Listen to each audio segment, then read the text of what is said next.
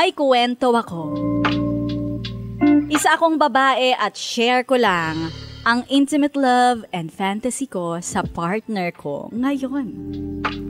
Nanggaling ako sa isang relasyon bago ko makilala ang bagong partner ko. Kaya naman hiniwalayan ko yung dati dahil sa madami kaming naging problema. Busy ako sa pagtatrabaho tapos yung ex ko ay hindi nagpapatalo sa pagiging busy. Kaya mahirap magtagpo ang oras namin. Magka-live-in na nga kami. Hindi pa kami nagkikita. Ay, oo nga naman.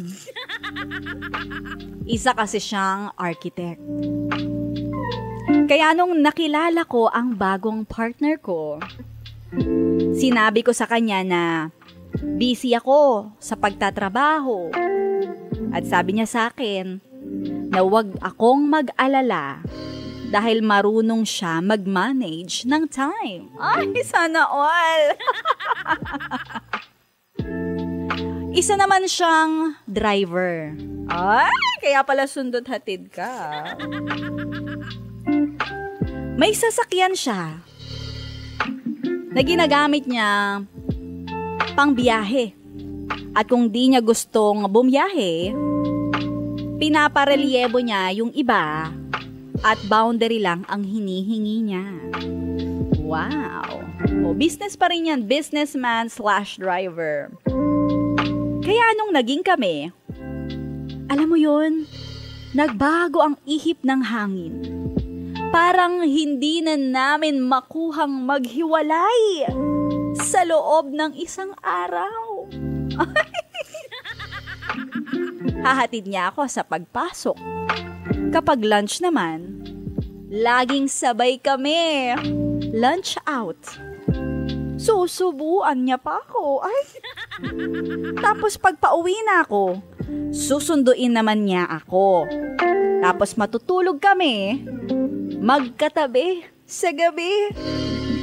Sinusubuan niya rin ako ng espesyal na hain niyang tuwing gabi. Meow. Ikaw na talaga.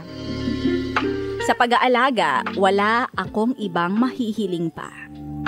Iba talaga siya. 3 taon na kami. Nung una, ayaw pa ng mga magulang ko sa kanya. Pero ngayon, 3 na ang sasakyan ng partner ko.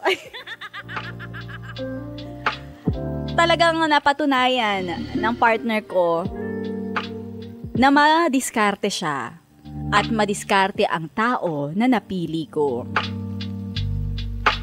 Sa totoo lang, dito ko lang na-share itong kwento ko. Kahit sa Facebook, kahit sa mga friends ko. Dun sa Facebook ha, hindi ako nagpo-post about my love life.